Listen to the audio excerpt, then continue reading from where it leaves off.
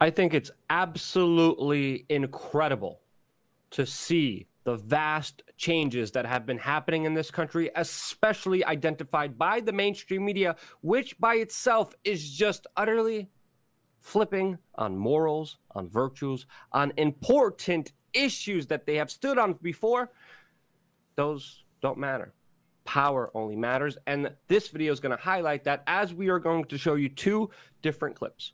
One from MSNBC and another one from Fox News, specifically talking about the issues and coverage of Venezuela. What was shocking here, this of course is coming from an article by Kathleen Johnston, and she really highlights here a very, very incredibly important part, because what we have here is ultimately an incredible flip by Rachel Maddow that I couldn't think she couldn't go more insane, more crazy, but this is absolutely jumping the shark in her latest video.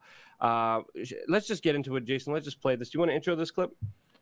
Yeah, I mean, it's just insanity by Maddow. I mean, she keeps on with the Russian stuff and brings up a bunch of nonsense. And then she basically says that, hey, we should be in more battles with Russia over Venezuela. Mueller and the special counsel's office indicted a dozen Russian military intelligence officers for their role in carrying out the Russian government's attack. Play that. Pause that. But bring it back on her face, though, if you can. Look at this. This is the beginning of her monologue.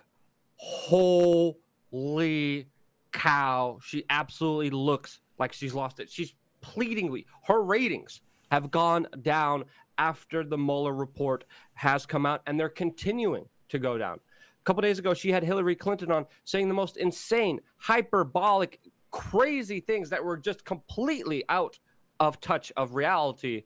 And now she's only going further down that path by literally trying to push John Bolton, of all people, to be more pro-war. She goes on here on a tirade that is factually incorrect on so many levels. She goes freaking out about that, connects the dots oddly. She's literally lost it, and she's trying to tie in things that make no sense at all. And then she goes on about this thing. This is the latest thing that she's outraged about. Should we get to this clip, Jason? So yeah, she's upset that Trump took a call from another world leader, a powerful one. How dare he? And here we go. Basically, that GRU stuff. Read that indictment. I mean, it doesn't really lay anything out except for maybe a social media presence, and doesn't explain how they think it's Guccifer 2.0, totally different subject. But here she goes, we shouldn't even be talking to Putin, apparently. Well, now it's a couple of weeks after we got Robert Mueller's report released, and today we get word from the Kremlin. Naturally, it's always the Kremlin that announces these things first. Today we get word from the Russian government that our president spent more than an hour on the phone today with Vladimir Putin. Now, Mueller's report starts with more than 200 pages of detail of the Russian government's operation targeting our election, including Putin's personal role in it. Him personally directing overtures from Kremlin-controlled Russian oligarchs to make overtures to Trump and people connected to him. I mean, that just came out. Then the president spent more than an hour on the phone with Putin today. Did the president mention any of that to Vladimir Putin today? Was the president prepared? Look at that. Pause it here. Look at that. She's like getting joy. She's getting joy about her delusion and her conspiracy theories that are literally coming out of nowhere. She's like, he talked on the phone with Putin. Oh, my God, how dare he? I mean, literally, we're facing a new Cold War with the tensions heating up globally, geopolitically, and she's obsessing and trying to connect some dots that aren't there about world leaders talking to, they're supposed to talk to each other, okay? The United States and Russia have many conflicting interests with Ukraine, with Syria, with Iran, with Venezuela. I would hope that they would talk. I would hope that they try to resolve things diplomatically instead of using heavy armed forces, which obviously you just want the United States to be at war with. Screw diplomacy, screw conversation. Let's start the war right now. Don't even talk to them, even though we have to face their troops in many proxy conflicts all throughout the world. And again, this person's absolutely sick. Seriously, look at her face. She looks absolutely like she has a horrendous sickness, and it's obviously just a total mental disorder based on no reality, no facts at all, of her just wanting a war so bad that she wants to end all diplomacy. Let's go into this latest tirade where she tries to humanize John Bolton. Well, I wouldn't say she's trying to humanize John Bolton. She's just basically pointing out, look, Trump basically had this talk with Putin. The press presses him on whether they talked about election fraud or not coming up in 2020. Who actually cares? Like you just said, there's real issues to be talking about. Venezuela, a very real issue going on right now. North Korea, a very real issue both of them are involved in right now that they should be discussing. And she's upset that, basically Pompeo and Bolton are his spin masters, but we already knew this. Dictator there? Turns out President Trump now says Putin isn't doing that at all because Putin told him so. You see the headline in Bloomberg News today. Trump says Putin not involved in Venezuela despite U.S. claim. It's a misquote. Putin says he's not doing it. And so President Trump believes it. And so, hey, John Bolton, hey, Mike Pompeo, are you guys enjoying your jobs right now? You each thought your job this week was to name and shame and threaten and counter Russian government involvement in Venezuela while saber rattling about how everybody else better get out of the way because the U.S. is really mad about it. Guys, turns out your actual job is figuring out how and why you work for a president who says whatever Vladimir Putin tells him. See, again, pause it. A total misnomer. None of that is true. Guys, once again, when he talked about it, let's go to the real quote here. It was, playing politics, nothing more. He goes, we talked about many things. Venezuela was one of the topics, okay? And Putin, is not looking at all to get in Venezuela other than, so in other words, he's not denying he's there. He's not denying that he's going to be involved. He's spinning it, saying other than he would like to see something positive for Venezuela, and I feel the same way. Very political answer. Very easy answer. What they're saying there is, hey, we want a positive outcome. Nowhere does he say that Putin told me there's no military troops there. No. He says he doesn't want to get involved other than a positive way. That's world leader spin. That is not what Rachel Maddow she was said. spinning it. Look how she was spinning. Bolton and Pompeo weren't able to do their job because Trump is listening to Putin. Again, that Trump is listening to Putin, absolute lie. But what is the job of Bolton and Pompeo? What they have been doing throughout their entire careers, especially John Bolton, pushing and advocating for illegal wars. You're showing your disdain because Bolton and Pompeo are not getting their way. The former head of the CIA, one of the biggest warmongers out there in American current foreign policy objectives, one of the most aggressive ones out there. You're mad that he doesn't get his way. If you can, let's go back a little bit before that, Jason, unless we have something else to finish playing here, because she goes off, she says, forget about Bolton and what he did before. Look at him as a human being. And she literally talks about how how he's not being aggressive enough, how he's not getting his way, which is if Bolton got his way, we would have been already in World War III a long time ago. And many people think that's a hyperbolic comment. Could be in some instances, but when you look into the actual policies of John Bolton, what this man actually believes in, what this man actually calls for, I don't believe so. Let's play the rest of this clip and go back to the other part as well. I mean, just to be clear here, how do you come to work anymore if you're John Bolton? Right? Regardless of what you thought about John Bolton before this, of his whole career and his track record, just think of John Bolton as a human being. This is what John Bolton, human being, thought his job was this week. Again, whether you like what he's saying here or not, this is what they've had him out there saying. The Trump administration has also made the claim that Russia is very much involved in propping up the Maduro regime. Secretary of State Mike Pompeo told my colleague Wolf Blitzer yesterday that there was a plane waiting to take Maduro to Cuba, but the Russians talked him out of it. Let me stop that right there. First of all, there's no call out on that propaganda by Maddow. There's no evidence that happened. I doubt that happened. As we've already found out, Guaido does not have the military support he said he had. Everybody knows it. The idea that Maduro was cowering somewhere in a military base ready to take off on a plane to Cuba is American propaganda. And no one questioned it at all. And Maddow doesn't question it. Instead, she focuses on how he was talking about Russian involvement in Venezuela because she's obsessed with Russia. Let's continue. What exactly is the Russian role here? Look, the Russians like nothing better than putting a thumb in our eye. They're using the Cubans as surrogates. They'd love to get effective control of a country in this hemisphere. We've made it clear to the Russians in a lot of conversations at a lot of different levels, some of which are going to continue today, why we think this behavior is unacceptable to us. Yeah, because he thinks that this is our hemisphere. He was quoted as saying that this week. This is our hemisphere. Let's continue, Maddow. You thought that was your job, but it turns out not at all. Not after Vladimir Putin gets done with President Trump today. Wow. He is not looking at all to get involved in Venezuela, other than he'd like to see something positive happen for Venezuela. Again, that is the real quote. Okay, and I don't think, again, that's not him saying I'm taking orders from Putin.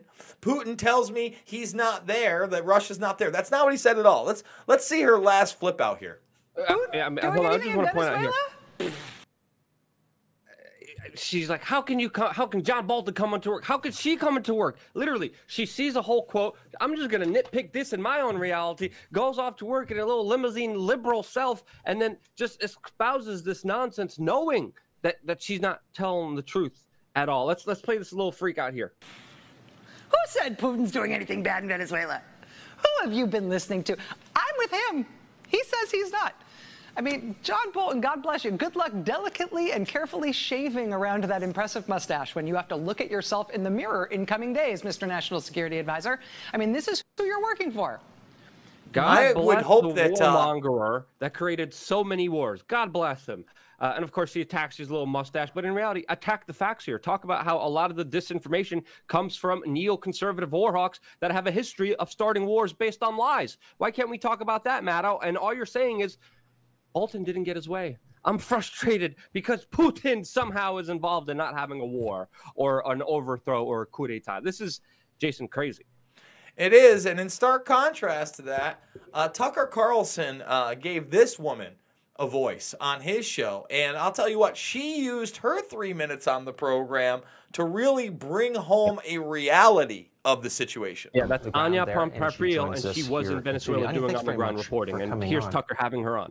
Thank you so much for inviting me. So what do you make of the news coverage of this? Your viewers won't be shocked to hear this, Tucker, but the news media, the fake news media, are lying about the situation in Venezuela. Let me put it for you this way. Imagine if Hillary Clinton had refused to admit defeat after losing to President Trump in 2016 and banded together a group of 24 U.S. soldiers and attempted to take the White House by force. I don't think she'd be walking freely on the streets the way Juan Guaido is walking right now in Caracas. And let me just add to that, and maybe some private military group forces, because he had some of that too. And weapons, you know, about a baker's dozens. And, yeah. Some PMGs. Hey, otherwise, she's spot on there. And I certainly think the news media would be calling it rightfully a coup. And let me just tell you, when it comes to what's happening on the ground there, I can tell you, I was there for a month earlier this year. The opposition has no popular support. Juan Guaido proved today once again that he will only ride in to power on the back of a U.S. tank. And what's more, we hear about a humanitarian crisis there, Tucker, but what we never hear is that is the intended result of U.S. sanctions which have targeted Venezuela since 2015. Sanctions which, according to a report that was released just last week by the Center for Economic and Policy Research, has led to the deaths of 40,000 Venezuelans and will lead to the deaths of thousands more if these sanctions aren't overturned. President Trump, if he truly cared about the American or the Venezuelan people and the American people for that matter, he would end this disastrous policy, he would end the sanctions, and he would look into John Bolton's eyes, into Elliott Abrams' eyes, and Mike Pompeo's eyes and say, you are fired. You are leading me down a disastrous path, another war for oil, something the president said. You are passionate. He was celebrated by the American people when he said Iraq was a mistake, and now he's willing to do it again. Boom! But it is a bipartisan thing. I mean, Biden came out today and said he agrees. Absolutely, it is a bipartisan issue. So, it's interesting. It would be interesting to know why that is. I believe in an open debate, and I'm not sure I agree with everything you said, but I'm glad that you could say it here. Exactly. Pause it here. Pause it. I'm glad you could say it here. Fox News has become anti-war. MSNBC pro-war. What has happened? The freaking polar shift happened or something? I don't know. Well, you know what? Let me say this too. what's even more surprising is the fact that we have a Republican president in office. And I'm not saying that everybody at Fox News is giving an anti-war voice, but I will say it's pretty crazy. Another conservative, even though he's kind of identified as a libertarian at this point, is attacking a sitting Republican president on the issue of war. For instance, if it was still the Obama administration, this might be par for the course, you know? Not always, but you understand what I'm saying there. It is frightening, man, that he then says this. Aaron, I don't think you'd be allowed at any other show to say that. No, I certainly don't. You would never out of time. So I really appreciate you giving me the opportunity because President Trump promised to drain the swamp, and he flooded his national security team with that exact swamp. Well, I agree with that. Boom! Yeah, she's 100% right. She's 100% right. Hitting three-pointers with that one. yeah. If you look at our channel, she's pretty much talking about the same thing we've been talking about for years now. And she, you know, obviously we're a little bit biased here. I believe she's 100% correct in her assessments. Again, because we've been reporting at this. I've been looking at this. I've been on the ground in Venezuela myself. And yeah, everything she says makes perfect, absolute sense. And that's the rational, moral kind of argument here. Not John Bolton is not getting his way because of Putin, which Rachel Maddow and her dark, soulless eyes are espousing to you on their network that is losing viewers by the day. And it's a sinking ship because they don't stand for anything. They have no absolute morals. They have no absolute virtues. You look at here, we stay principled. Anti-war, free speech, First Amendment, all rights and sovereignty and freedom for human individuals, and decentralization of power. All the other networks, they don't care about all those important issues. And when you look at the bigger political spectrum, it shouldn't be left and right because Maddow is supposedly on the left, Tucker Carlson supposedly on the right. It should be if you believe in authority over you or if you don't believe in authority over you. That should be the left-right kind of new dichotomy instead of this little Hegelian dialectic one that actually stands for nothing and is just meant to divide and conquer and make people fight over each other. That's my assessment. Jason, anything else you want to say on this important issue? I just feel like when you look at this and you look at the situation in Venezuela, it's not biased. Sanctions do cost lives. This is an attempted military coup. And there is a reality of the situation of not only Russia being there, but China being there as well. And because two world leaders speak to one another, it doesn't mean that one is directing the other. It actually means that some kind of diplomacy is hopefully taking place that will cost less lives and less military turmoil, but you won't hear that on the mainstream. Folks, we're doing 4 videos a day across 2 different platforms. Pulse Change, soon to be News for a Change. I don't want to give it away yet, but hopefully we'll be changing that soon. And it's fine. I already got everything. It's News for a Change. So we got those going. Please post them on social media because right now we can't even post to our Facebook.